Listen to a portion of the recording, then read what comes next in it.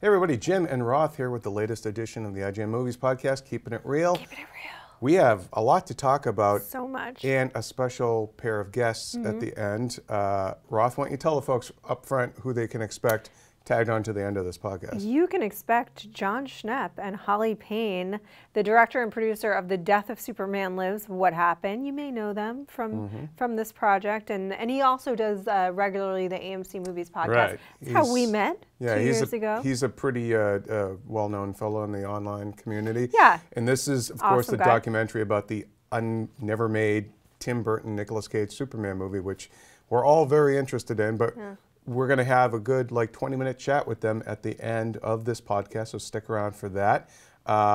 So we don't have as much time as we would like to talk about all the things we want to talk about, so we're going to dive right into it.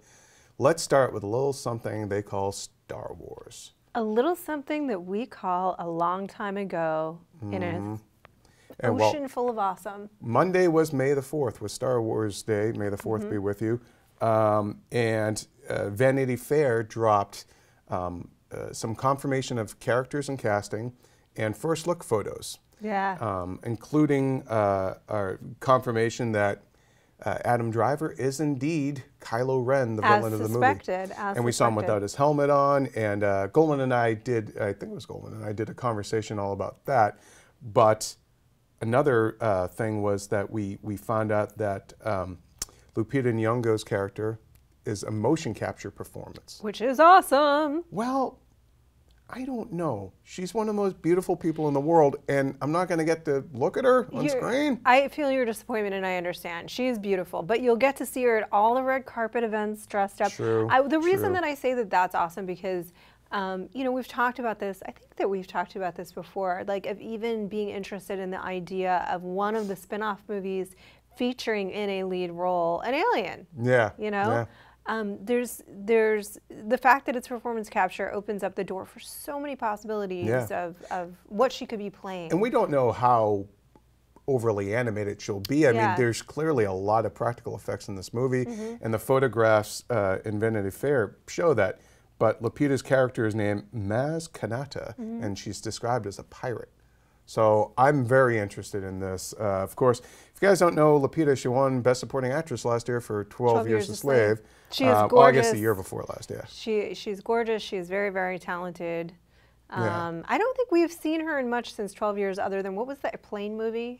And she actually filmed that before 12 Years. It was nonstop. It was nonstop. She was just a stewardess in that one. And it's like, you know, it's like Liam Neeson, all these and Oscar winner, Lupita, and she must have been like, oh God. And it was coming out right around the time of the Oscars too, I think, right?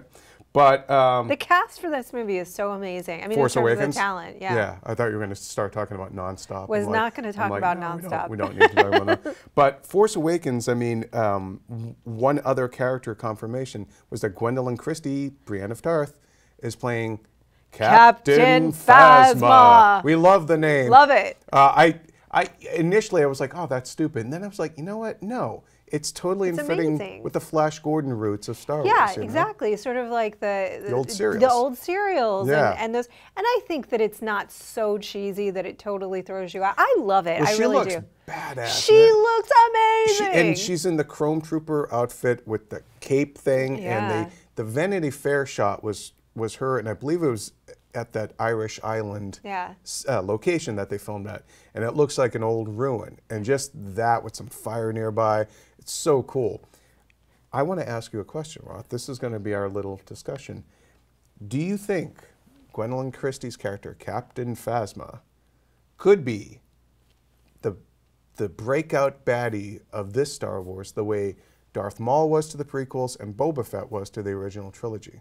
I do. Yeah, absolutely. I mean, first of all, I think especially if you think about likening it to both of them, so much of why people love those characters, it was the look. Yeah. You know, I mean, we just dug the look of those characters. Cool. They look damn cool. Like, so she already has that going for her, you know. Yeah. People were, even when the very first teaser came out, going like, what's that? Yeah. You know, and sort of fascinated by the Chrome Trooper and wanted to know more already. And so that tells you, okay, that look has sold, like it's landed, we're into it. And the character has such confidence, even though we don't see the face, just the movement. The movement, the way she's moving through, and her shotgun blaster. I mean, like, and plus being such a fan of her work on Game of Thrones and Brienne of Tarth, I mean, you know what she sort of brings to playing a warrior. That is one of the things that I'm most looking forward to seeing play out. I mean, the whole thing, let's be honest. I just hope she doesn't get like a bad death scene if they decide to kill her off. I hope they don't. I hope she's around for at least till the end of the trilogy and kill her off then. But like, you know, that's the thing. Like, Darth Maul was so cool, and he like killed him at the end of Phantom Menace, and I know that they've done stuff with him since, yada yada. But you know, it's kind of like, so we both think then that Captain Phasma could be. Do you think she's got the iconic, like if she were, remember Boba Fett? Yeah. When it first came out, was just like, it was an action figure, right? And everyone's like, "What is this thing?" So you send away for it, I think, and then it popped. He popped up in the cartoon segment of the holiday special, and nobody knew anything about this character. Because it was the look. It was the look. It was like, what is this cool looking thing? But the other aspect of this is when Phantom Menace was coming out, you know, people were like, oh, Jar Jar Binks, he could be the next Chewbacca. And I know one guy who used to work for IGN who was so sold on the idea that Jar Jar Binks was the next thing, that he got a vanity plate made of Jar Jar. Oh, man. And then as soon as he saw the movie, he got rid of it. That's premature fandulation. Well, do you think, could we possibly be doing that with Captain Phasma? No. No. We're both sold? We're right. Okay. Because she's going to be the next Darth Maul. Because if that is an action figure, why can I not speak today? If that is an action figure, I'm buying it. I mean, like, it looks amazing. Plus, I have so much confidence in Gwendolyn Christie. I do not think that this, and J.J. Abrams to deliver a Jar Jar. Yeah, right? they've all learned the lessons. They've learned the lesson. They've been burned. It's like her look combines sort of the badassery of not only the Stormtrooper, but also Boba Fett, but the cape. That's like the Vader thing. She's like she's like this amazing, powerful villainess. I hope. Yeah. I know there's some people are like, oh well, this is not necessarily. A good guy or something. Yeah. No, I don't buy it. That's a villain. Yeah. That's a villain. Yeah. You're already gonna have a Stormtrooper turn out to be the hero. That's okay. Yeah, you gotta have at least one of them stay bad. You gotta have a baddie, good old-fashioned bad guy. We want to know a couple of them. If you guys, just from what you've seen already of Gwendolyn Christie's character, Captain Phasma, could she be the next Boba Fett or Darth Maul? Let us know in the comments below. For all things Star Wars, you keep it here on IGN. So, let's move on to another Star Wars related thing. Let's do that. Speaking of Boba Fett, the Wrap says that Boba Fett's origin is going to be the second anthology film. No longer called spin-offs or whatever. It's an anthology film. Now, we've done a lot of chit-chat about Boba Fett, the Boba Fett movie before. It's not exactly like groundbreaking news. This would have been the Josh Trank one. Just your initial reaction. Boba Fett origin movie, good idea or bad?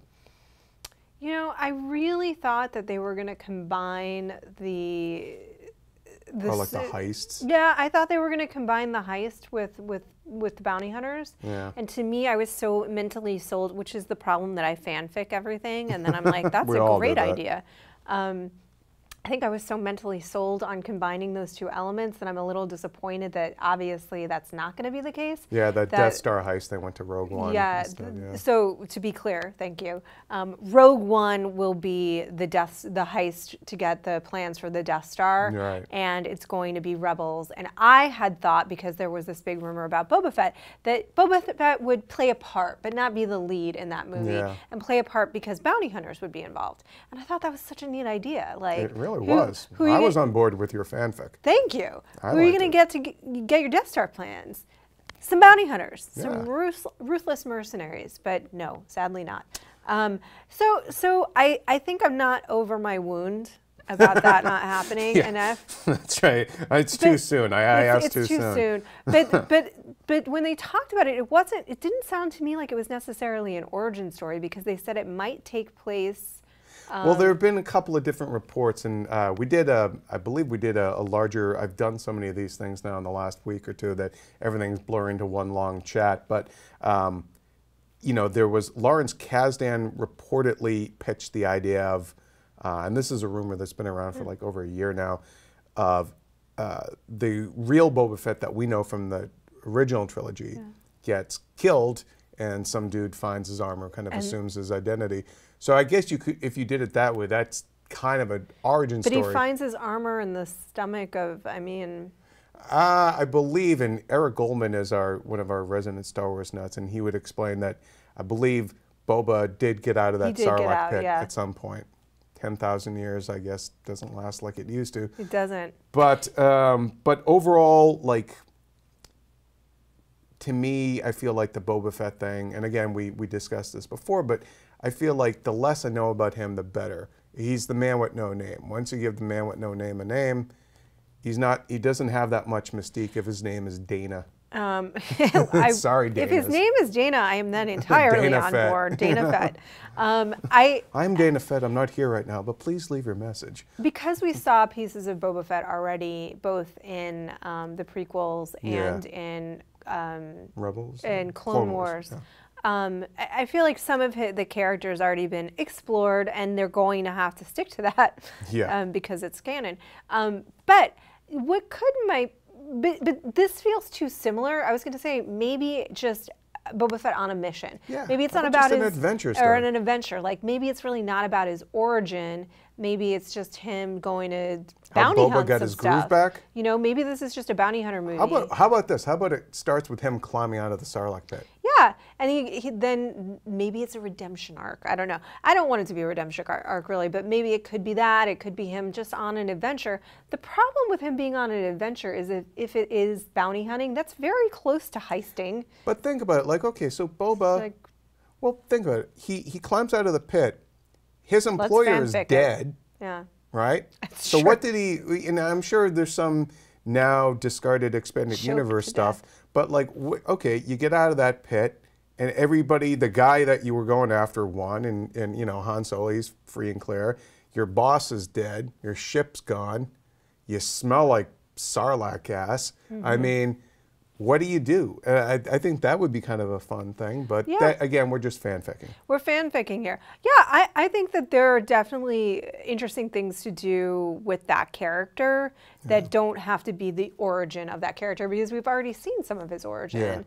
I don't think we need to see how he became a bounty hunter. I think we just need to see him bounty hunting things. Okay, all right. Or he could be the villain. Wouldn't it be interesting to tell the story from the perspective of the villain? Yeah, I mean, it would. I would like that. I mean, kind of, or you take him back more to his roots, where he's that quiet, ominous presence in the room. Look at it. There's a million Clint Eastwood movies that prove to you that that can work. Yeah, exactly. Well, let us know in the comments your thoughts on Boba Fett and what kind of movie you would like to see from this reported Boba Fett anthology film. Let's talk about the biggest movie in the world right now. Marvel's Avengers: Age of Ultron, and a lot of stuff going on. Age of Adeline. Yes, this is the only time in our lives, I bet you, when the top two movies at the box office both have age of in the thing. It is weird, and it's strange, and they couldn't be more targeted to different audiences. I know. All right, so Avengers 2 opens at 191.3 million. By the way, I won, I think, the box office. Yeah, I think you did, actually. I was way too high in mine. Mine was beyond even what the original movie made, which was 207.4 million. Globally, Avengers 2 is already at 686.5 million as of today, Thursday. Now that the movie is out and is a huge hit, tongues have been wagging.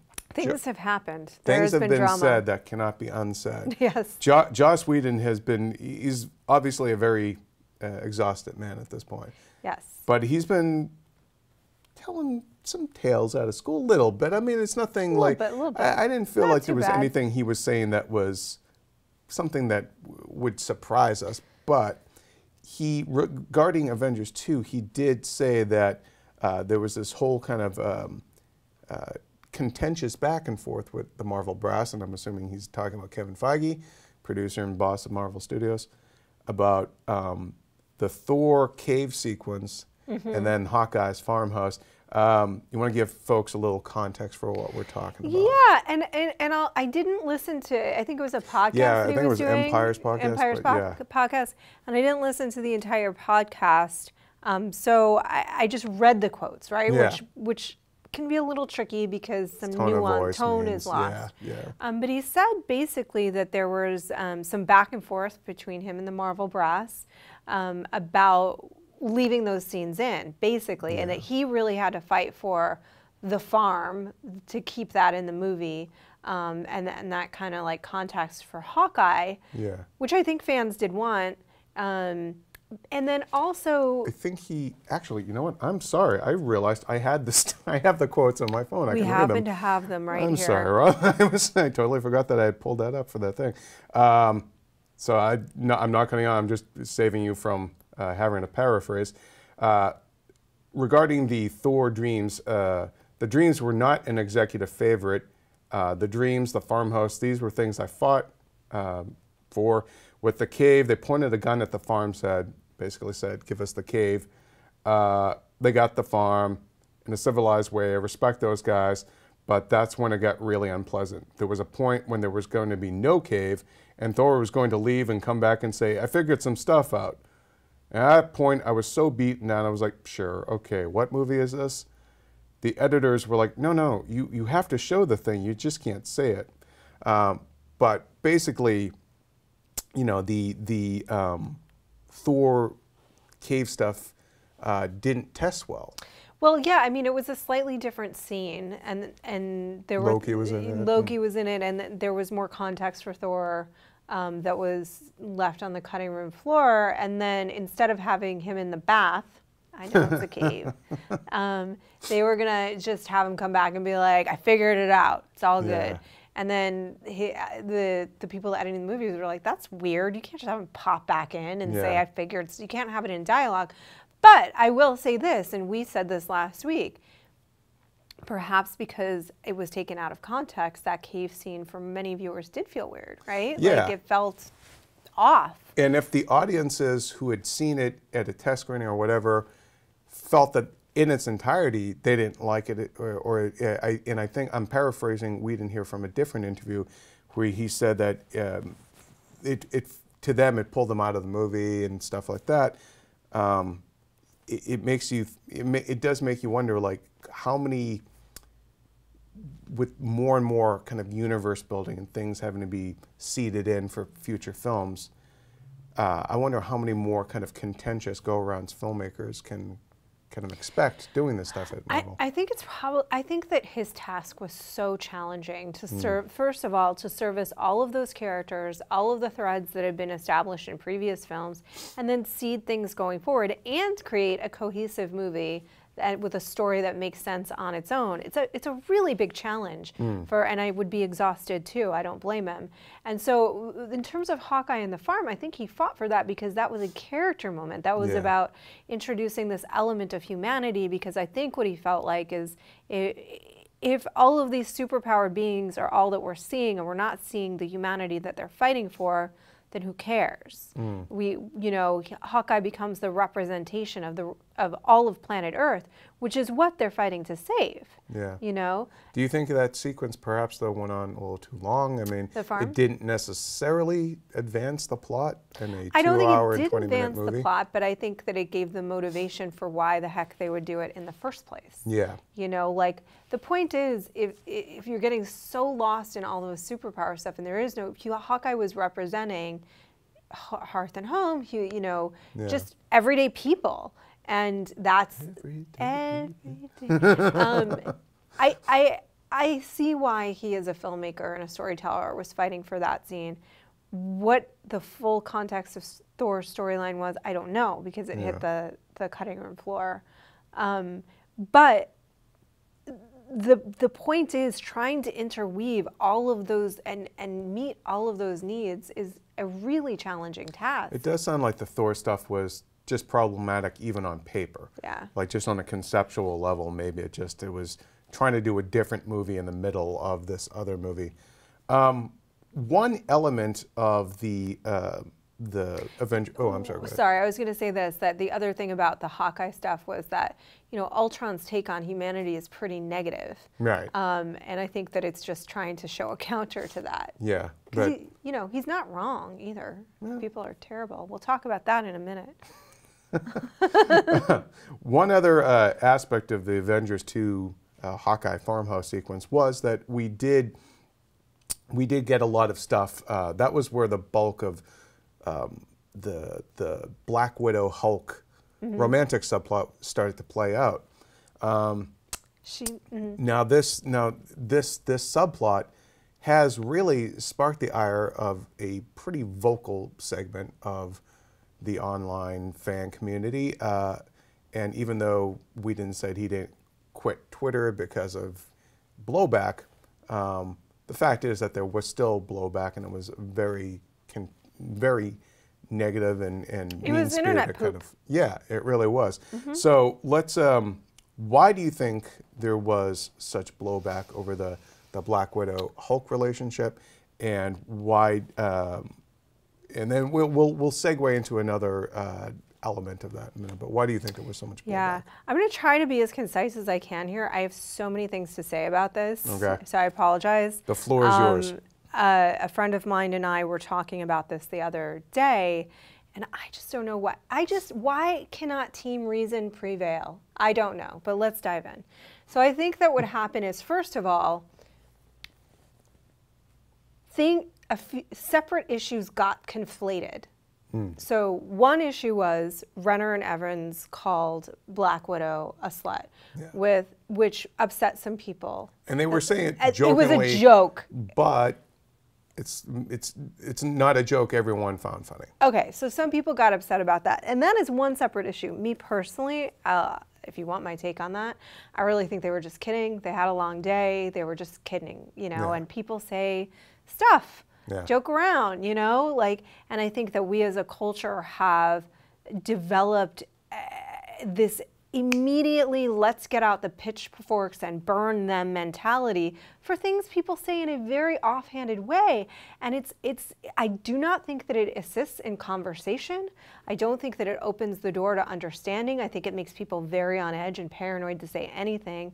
And I think that I understand. There's a reason why I'm quiet during this. You know, no, I'm saying, but I don't think that it opens the door to actual communication, and I don't think that communication is actually the goal when we get out the pitchforks like that as a culture. No, I think that retribution. Well, it's not retribution. Actually, I think that you get that folks sometimes get a momentary high off feeling morally superior, and that's what that's about. Now, having said that, I do respect the people that were offended by that statement and saying, and I do think going, well, let's look at that. Why is that the default joking insult to her, and what does that say culturally in a thoughtful way? Fine. Me personally, I thought they were kidding. Now, I just thought they were kidding. Though, is it indicative though of a larger kind of issue with how Marvel handles female characters or lack thereof, and there's sort of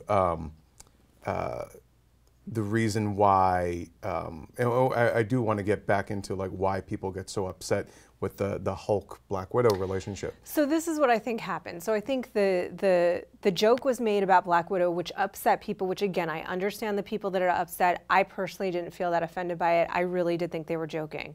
But if you want to explore the use of the term slut and whore in our culture and why that prevails, fine. Do that in a thoughtful way. Just don't go and scream. That's worthwhile. Then that got conflated with the larger issue, a very real issue, of representation and inclusion. The inclusion of female characters, gay characters, characters of color in all kinds of movies, in culture in general, and how they are represented. That got conflated once again with how Black Widow was depicted in Avengers, and all of that got conflated together. That's a lot of conflation. Yeah, to become what was, for a very small but very vocal segment of the population, a vicious attack, an irrationally vicious attack against Joss Whedon. I saw those tweets. That was not and then, on the other hand, this is what got conflated. That very tiny percentage of an irrational vicious attack became feminism. That ain't feminism. That's not feminism. That is... And the gamer gators out there loved that bandwagon thing too, you know? That is batshite insanity, internet poop. Yeah. And it's the same no matter who does it. If you were just yelling and hurling insults at people with no thought, that's just poop. Was there, though, I guess I'm still trying to get, why were people so upset that he had Black Widow and Hulk be in a relationship? There certainly can't be that many Betty Ross fans out there, but is it more, my feeling is, it was that one scene, where she talks about sterilization, and that, you know, she basically says, like, we can't have, because they're staying in Hawkeye's house, and so they're surrounded by family and kids, and, you know, his wife's expecting another one, and they're gonna name it after her, I think, and all that. So do you think people pounced on that moment of somehow, because I've seen other folks talk and write about this, that Joss was essentially saying that Black Widow sees herself as not being able to be a full woman if she can't have a kid, which would seem not really in character with this sort of person who does whatever the hell she wants, you know? I think again, it's being looked at with the thing that's disappointed me about all of this is that on all sides there really has been no willingness to look at things with nuance, right? So like, is inclusion in culture an issue? Yes. Is representation an issue? Yes, those are real. And that's something that we should all talk about reasonably, rationally. Black Widow, I actually think that Joss Whedon did the best he could to give her an arc in both of those movies. Yeah. More so than she received in any of the other movies. And he paid more attention to that character than some of the other characters because they were getting time in other movies and in solo movies. And he tried to develop her in the midst of handling all this other insane stuff that we're talking about. And so do I think she was handled well? I think she was handled as best she could be. And given as much of a character as he could do and meet all these other demands. So as far as the specific storyline, people fall in love. Yeah. And we had our theory on last week's show about why. When we did the spoiler cast, and I was like, I didn't buy it. And you had a great thing, so you can watch last week's spoiler cast for, you actually made me start thinking about that whole thing differently. I wish we had talked about it before I wrote my review. Maybe I would have changed my mind on it. People talk about that Marvel shipped Black Widow. Okay, so then they've conflated two different issues with different characters, right? Which is why that's a TV-ism shipping. Maybe the movie folks might not get it. So one of the issues that some folks had was this idea that they called her a slut because she had been linked with all these other male characters. So let's break down that. First of all, you know, slut shaming is a thing. We're not going to get into that here. So this is Movies podcast. Yeah. Two. But be sure to catch the next episode of IGN Slut Shame. That's right. The real issue that people had that I thought made sense was, well, the reason that she is the one linked with all these different characters is because she is the only female. Yeah. She's the only prominent female character. And they're all tied in with S.H.I.E.L.D. Yeah, besides Maria Hill, who's a very tiny character. Yeah. She's the only one that they could use to link with all these other characters. And it wasn't like she wasn't sleeping with them. They were just buddies. I never saw. Flirted, sure, but big deal. Who doesn't flirt? I never saw her and Hawkeye as anything other than best friends that really understood each other. Never. I never thought they were shipping them. So I thought there was a bit more between her and Cap, but almost like it wasn't like you never got the sense that she was going to fall in love with this guy. But I think she came to start seeing him almost as like the hot grandpa. Like, you know, like I think she liked his nobility. I guess what's weird about all this is that there are real concerns enmeshed in kind of nonsense, a lot of nonsense, and that nobody's willing to just calm down and be reasonable because people are starving after all. There are real things in the world. But with the actual concern, I think that people wanted to bring up is like, oh, well, maybe we need more female characters, or to me, it's like having her get into a relationship with Bruce Banner is not an issue. People get into relationships. Yeah. It's not an issue for her character any more than it is for his. You may not like that romance, but it's not a problem that they have. There was a disproportionate response in the level of vitriol, but I want to move on. Wait, just let me say one more thing, just because I know. So about the sterilization, because that was a key thing too. Oh, yeah. Okay, so about the sterilization, first of all, when Black Widow says that, this is my read, and I respect if other people have different ones. My read on that is that when she says she feels like a monster, it's about being an assassin and a killer. Has nothing to do with the fact that she can't have children. But would it be a horrific trauma to have that choice taken away from you when you were a young girl? Of course it would be. Yeah. You removed your autonomy, and that, I think, was what it was about. It wasn't that she wasn't a woman because she couldn't have kids. Right. It was that her choice was removed from her, and they turned her into a killer. That's why she felt like a monster. Yeah. So anyway, long story endless, I do not see the issues with this movie. Joss Whedon has been a champion for female characters. For 20 years. For 20 years. He did the best he could to give her an arc in those movies. Yeah. He brought more out of her than she had had in any other movies. I think it's a shame to attack him and call him a sexist, which he is not. And the movie is not. And to conflate real, actual concerns and turn it into poop so that we can't actually have a conversation. Nobody likes conflated poop. Nobody wants conflated poop. I just ranted, I'm sorry. One last, you know what? We had some stuff about the head of, not Feige, but the head of Marvel, this guy, Ike Perlmutter, and we're beginning to run out of time, so maybe we'll talk more about it next week. But real quickly, you know, the Sony hack leaked emails, WikiLeaks posted a bunch of stuff a few weeks ago. We're not really reporting on that because, frankly, I'm sick of reporting on people's stolen stuff. But he did have an exchange with Michael Linton, the head of Sony Pictures, about female superhero movies, wherein he used examples of movies as old as 30 years ago. Supergirl. He talked about Elektra, Catwoman, and he rattled off their poor box office as examples of why you shouldn't make female superhero movies. Roth, I think we're on the same page in this one. What's our mutual response to this? I mean, that's conflated poop. That is conflated poop, because here's the deal. In all of this noise about Black Widow and Joss Whedon, which is where the problem is not, we forget where the problem is. Yeah. And there's a quote, Jen Yamato wrote an article that pulled a quote from Joss Whedon, writer on the Daily Beast, that pulled a quote from Joss Whedon saying that talking about how he had wanted more female superhero movies and characters, but that the brass would come to him and say, it doesn't work, it won't work, look at these numbers, and they would pull up 3 terrible movies that failed because they were terrible movies, not because they were female superhero movies, because they were bad movies, and use that as an example for why it wouldn't work. And yet probably nobody pulled out like stats on Steel or Superman 3, Superman 4, Batman and Robin, you know, even League of Extraordinary Gentlemen, about why you can't do a team movie, you know? Yeah.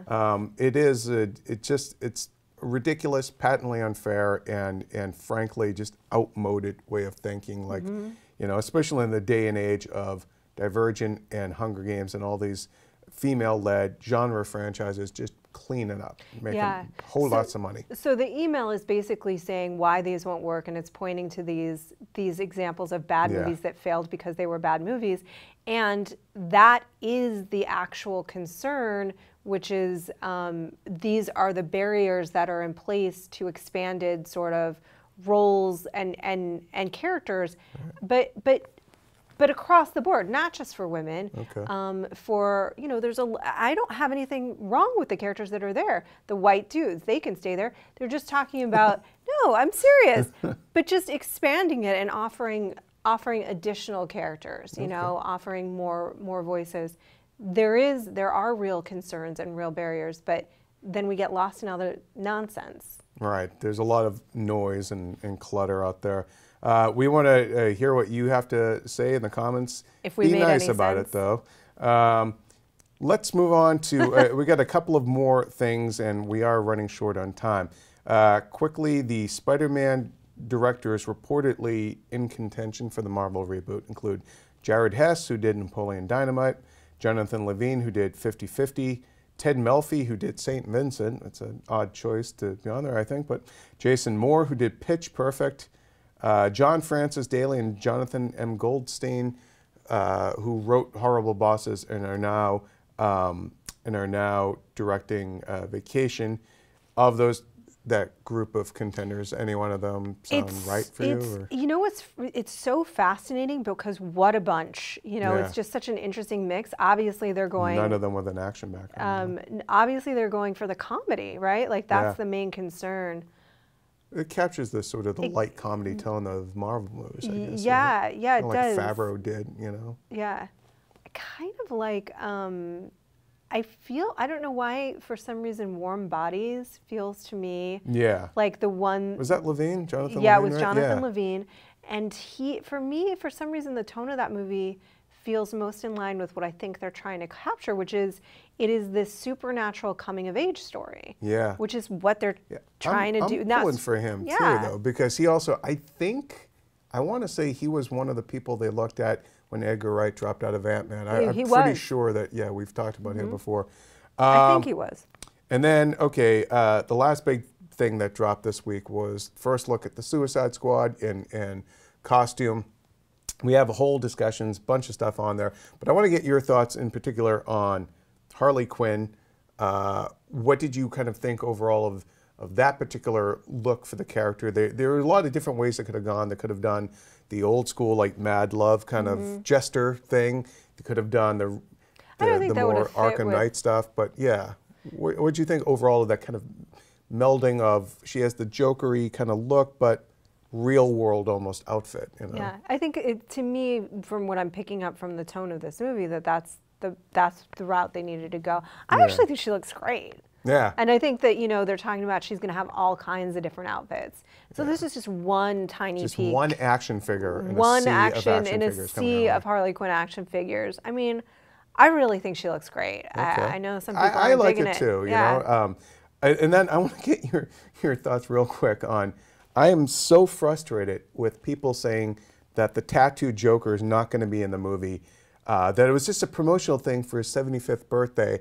I don't know a single flippin' filmmaker out there that would release a photo of such an iconic character on such an important new movie, your first look at this new interpretation after Heath Ledger, and have it not represent what your vision is of this movie. But people seem to have it in their head that it's not gonna, that was just something they did for that photo, and it makes no sense to me. Are they smoking crack? Yes. Okay.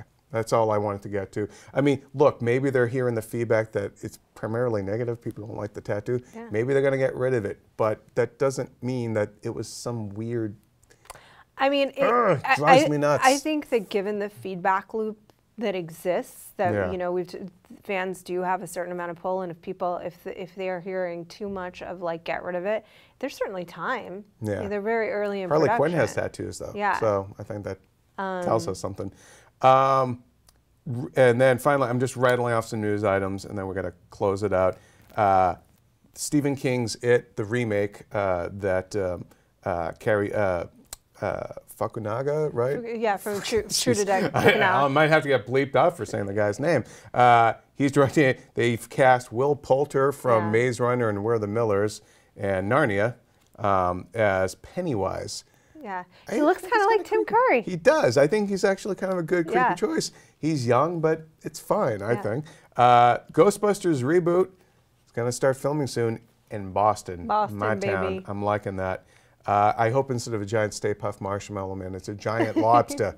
And then John Wick 2 has been officially announced. So we got what we wanted. You called him Chowder Man. Chowder Man.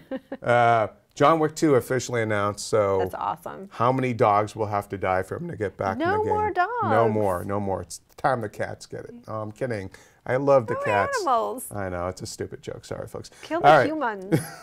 So Avengers 2 is expected to remain on top of the box office this weekend. It's projected to be in the mid-80s that way. Also opening up this weekend, the critically maligned Hot Pursuit. Our review is going up on the site pretty soon, and it's ranked as awful. We got a 3 out of 10 on our score scale. And then in limited release, The D Train with Jack Black and James Marsden. And then Maggie, starring Arnold Schwarzenegger and Abigail Breslin. I saw it. It's great. Eric Goldman reviewed it for us, gave it a big thumbs up. Arnold turns in a great serious performance in a zombie drama. In our recommend section now, this is the one you're recommending, yes? I'm recommending you guys try and catch Maggie this weekend. Yeah. I am going to very early on recommend that, because I saw the premiere of The Death of Superman Lives, What Happened, the film that we're going to be talking about shortly. And I loved it. It is so good. I think you guys are really going to love it. We've all been looking forward to this for a long time. It is an awesome look, an inside look at Hollywood. It's a great look at this project if you're a superhero fan. Apparently you got a real good inside Nick Cage's head too, of how he looks at characters. That's very the part much. I can't wait to see. Yeah, I mean, there's some footage there of him, kind of his process back in the day, and his take on the character. And this is when he was a huge movie star. He was, yeah, exactly. People forget that. After he won his Oscar, he was the man at that point in time. You know? He really was. Yeah. It's a really, really fascinating inside look at that project and at Hollywood, and I cannot recommend it enough. It will be available, I think, on June 9th. All right, guys. You got one more thing. I got stuff to say. I just really quickly want to say, like, we obviously talked a while on that stuff, but there's so many layers and nuance to this. So, like, let's just all keep calm and have a conversation. Keep calm and carry on, and just have let's just have conversations about things. What do we say? All right, guys, that'll do it for this portion of this week's podcast. We have the Death of Superman folks coming up next. But let us know in the comments your thoughts on everything we've talked about this week. And for all things movies, keep it here on IGN. And now stay tuned for the director and producer of The Death of Superman Lives, What Happened?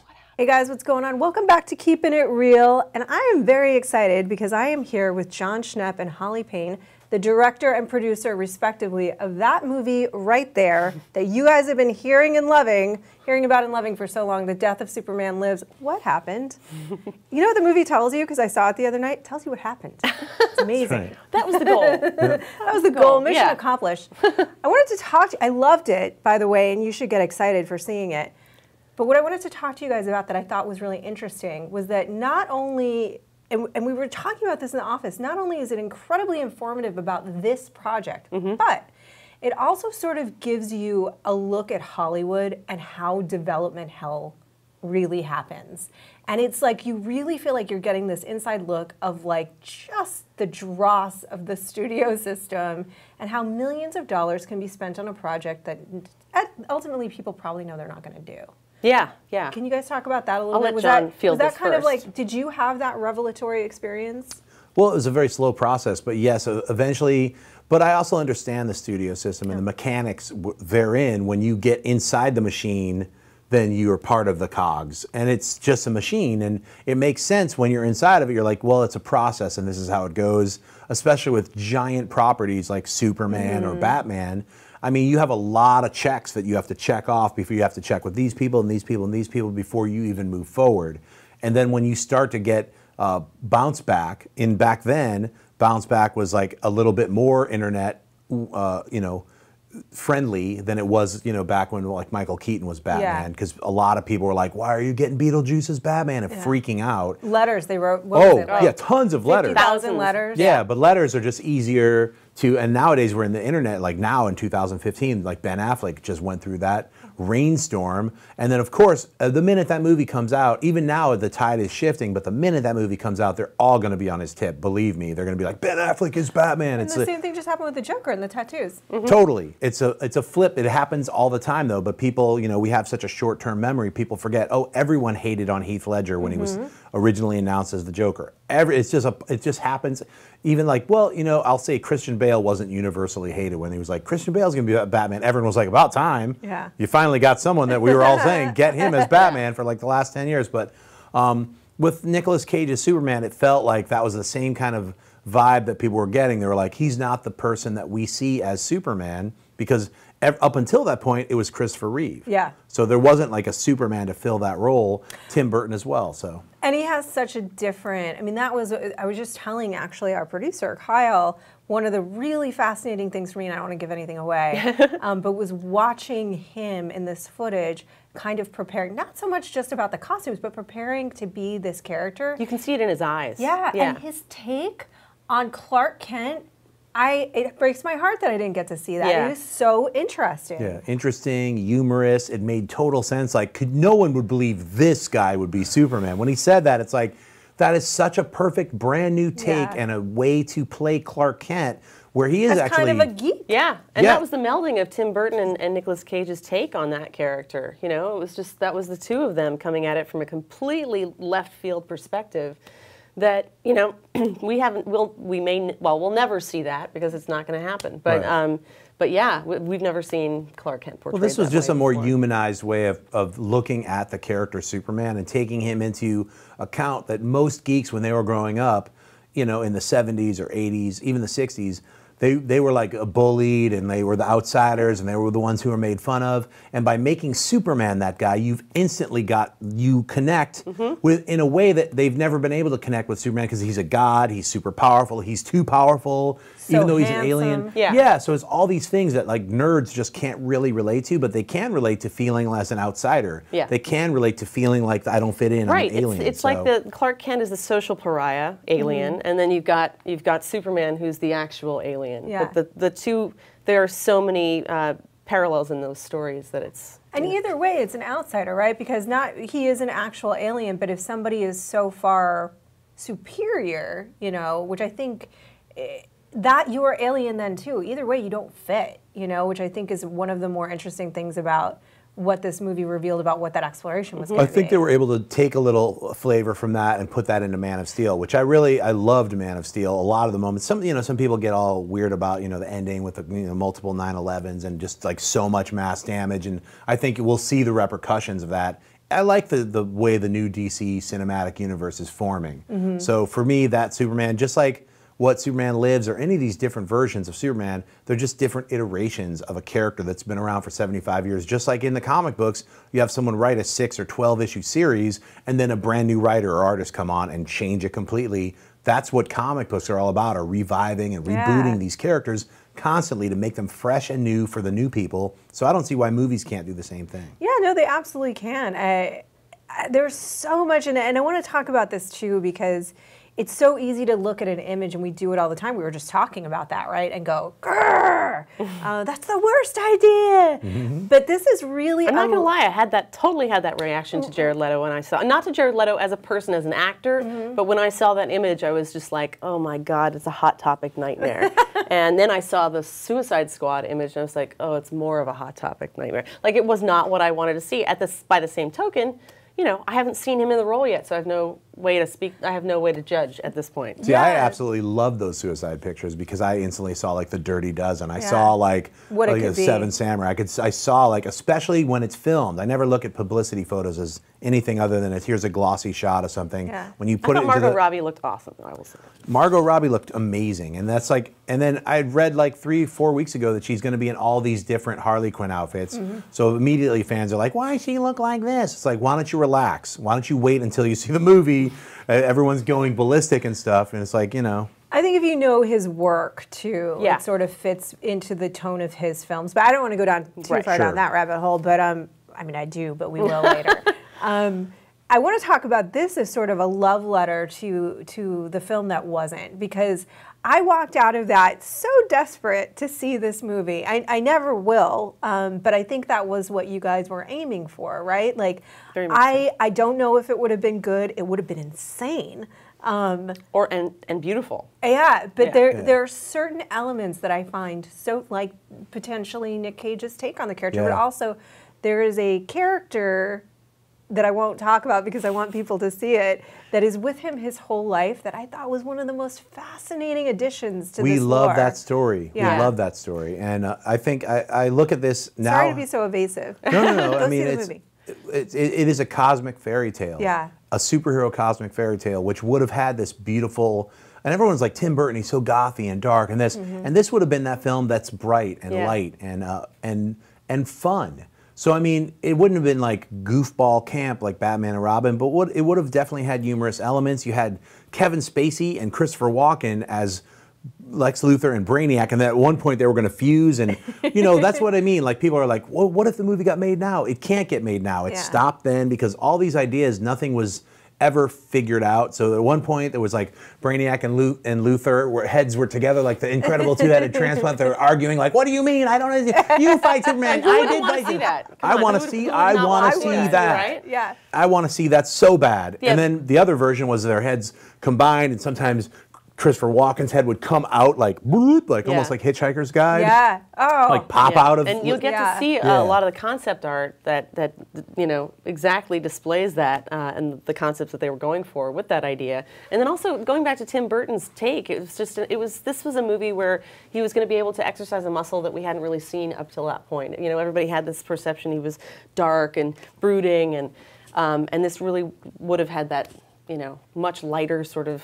Yeah, really fun feeling to it. Yeah. You guys, I remember watching as the process was going along, and it really evolved over time, and sort of like as you started to get more and more people on board, and finally Tim Burton kind of like, which was amazing, and then this awesome footage that you guys will see that is so revealing about the actor's process within this costume, sort of these costume fittings. But Nick Cage, poor guy, never got on board with this project in particular because I think he's been so burned by the response of the internet. I even interviewed him for a small film, I think like a year and a half ago, and I asked him about it, and and he just looked so defeated, and he was like, you know, the thing is, whatever I say, the internet is going to take that and make something out of it, and it just gets really. He basically was like, it just gets really hard.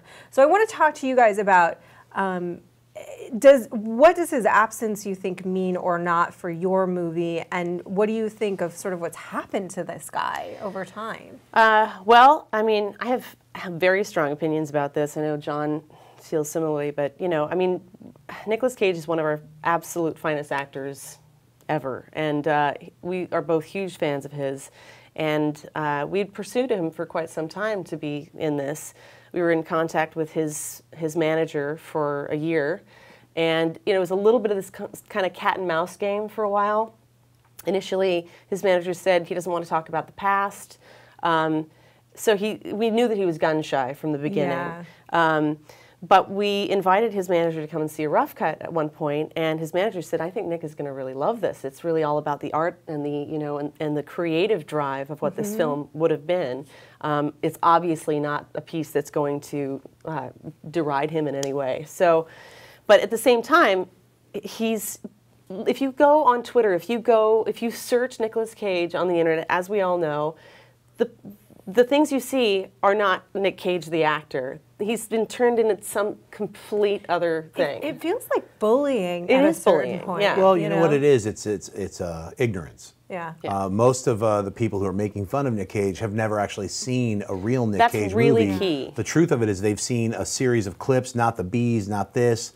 They've seen a series of clips of films that he's done that are easy to make fun of. Yeah. So what the reality of the situation is, and we've experienced this quite a few times at different conventions, a lot of younger people or just ill-informed people come up and be like, oh, Nick Cage, I don't like him, this and that. And I'm like, did you ever see Raising Arizona, Wild at Heart, Vampire's Kiss, Adaptation? There's a marker. New Orleans, Port of Call, Bad Lieutenant, Moonstruck. Well, there's a marker. It's very Con Air. It's very Face Off. There's like a line. There's a delineation, and the delineation movie Leaving is Las Vegas. National Treasure. Yeah. National Treasure and on, those are the movies that millennials have seen. They don't bother to go back and see anything that happened before that. So what they know of him are super cuts on YouTube, National Treasure, and everything that happened Ghost after Rider. that. Yeah. So they're not, they're not mining IMDb to look at his filmography and go, oh, I need to see this and this. I just say, like, Raising Arizona is like one of my favorite movies. It's amazing. Ever. Birdie is one of my favorites. There's so many the incredible list roles. is almost endless. Bad Lieutenant. Yeah, he's been Incredible. in so many amazing films. So to see that actor on almost a daily basis while I was trying to raise money for this film, that's exactly when that internet meme explosion started. Yeah. Was because he was still talking about, like, people. I remember he was interviewed for The Croods, and that I have a little moment of that in our film, of talking about what he would have done with Superman and Tim Burton and this and that.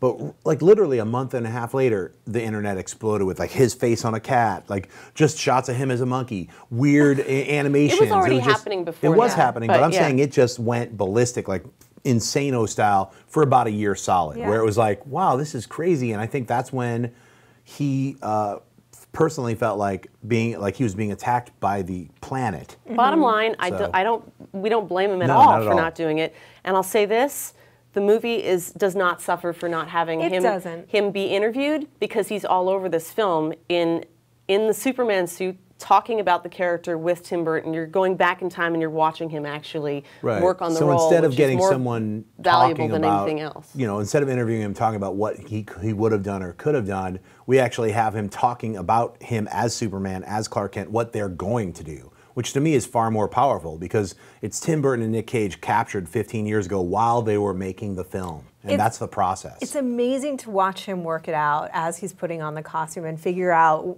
how he can tap into what this character is all about, what's driving him. I think it's so easy to kind of make fun of actors for doing their actor thing, but that's how you get good art. I mean, they have to go through that process.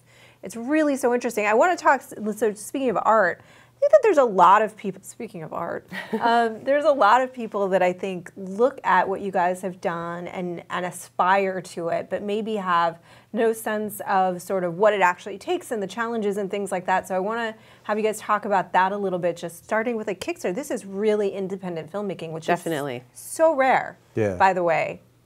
It just doesn't really happen anymore because it can't. Right. Yeah. Well, So I mean, like I came at this as like, well, I had just done a Kickstarter the year before for this Grimm Fairy Tales, an animated adult cartoon. I was like, had been working on Metalocalypse and Venture Brothers, a lot of other like adult style cartoons, but I was like a big fan of the 80s cartoons, like Heavy Metal, a movie that was R-rated, only for adults. And I'm like, how could they make a movie in 1981 that's R-rated and animated, and I live in 2000, at that time, 2012, and nobody will take the and no one will let me do this. No one will, I'm like, there's something wrong here, and I am going to fucking attack it. So that was my initial drive, was out of just the pure creative anger of like, I'm going to make something that is only for adults. So we made it. It successfully raised $175,000. We made this pilot. It's sitting at Zenescope. I don't know what they're going to do with it, but I made it. I don't own it. So the next thing I did was like, I'm going to own the next thing I do, so no one can like decide what they want to do with it. I'm doing what I want. So that, whatever it was going to be. So when I talked with Holly, I was like, I'm going to try to make a documentary about this Superman Lives project. She was behind it. She was like, try it out on Kickstarter. And well, I knew for a fact there was interest from all different directions on this subject matter, because anytime we mentioned it or talked to anyone about it, they were like, oh my God, I would love to know more about that, because all that was on the internet was just a sliver of the truth, which, now we've got the entire archive, at our disposal to tell that story. But yeah, it was just like, you've got Superman, you've got Nick Cage, you've got Tim Burton, you've got Kevin Smith, you've got all these angles. So many people are interested in these things from various, fan bases. And so it was a litmus test, and we busted our asses, not just on one Kickstarter campaign, we did a fan-backed campaign as well, when we ran out of money the first time. Literally, I thought I could get it done in 8 months, because I'd been used to doing narrative scripts and directing that, so I didn't realize how hard it was going to be to actually get out there and try to get those interviews and contact those people and get through all the giant walls of, that you can't just walk up to Tim Burton. It just doesn't happen. No. So it took a very long time to get to, even Kevin Smith. Everyone was like, patience. Kevin Smith should be easy. I keep getting all this like, man, how come you haven't talked to Kevin Smith? Yeah. I was like, hey, man, he's super busy, man. He's making like movies, podcasts. He's making all kinds of television shows. So once once you get Kevin Smith, you'd announce it and be like, hey, we got Kevin Smith. Oh, when are you going to get Tim Burton? It was like never the downside satisfied. of a project like this, because of the subject matter, I think, is the fact that we are so used to getting our superhero movies now. You know? So I think because we had Superman, we had Nick Cage, we had Tim Burton, all these things, people think, well, why isn't he here yet? It's like, we're a year into the process. Well, I've been waiting for it for 10 years. Like, actually, this whole process has been we 2.5 just started years total. From beginning to now, it's only been 2.5 years. Which is, again, I don't think people I understand, that's really quick for a documentary. Very fast. It takes a long time to make a good documentary. Yeah. This is a great documentary. I love it. I think that it really serves as one of these great inside looks at Hollywood that are, there are some wonderful documentaries about Hollywood. The Kid Sees the Picture. Love that one. So on like that. But I think you guys are going to love it. If you're interested in superhero movies, if you're interested in this kind of this project, which you should be, because it's so crazy. And in Hollywood, it serves sort of all of those purposes. So let's talk about where the people can see it. You're going on tour now, showing in select theaters all over the country. Can find out about that on your website? You can find out about it on our Facebook page and our Twitter, and we are in the process of setting up our website to be able to offer pre-orders for the DVD and for the Blu-ray and for VOD. Yeah, so if you just go to @TDOSLWH. No, it's just TDOWS. No, I'm sorry. Let me help. Let the producer do it. Twitter, it's @TDOSLWH. It's every letter of the title of the movie. Make it easy. And the website is TDOSLWH.com, and that's where you'll be able to find. And what's the Facebook page? The Facebook page is The Death of Superman Lives, What Happened. Yeah, so all those social media areas is where we'll be making announcements. The next place it's screening is in London at the MCM London Comic-Con on the 22nd and 23rd. So you can, if you're a UK sweaty, you can get your tickets right now. Pre-order those tickets, get your tickets now. And then we're going to be coming back here. Obviously we're not going to London forever. We're going to come back here in June and do a few more dates around some different states. We're definitely going to hit Chicago. We're definitely going to hit New York.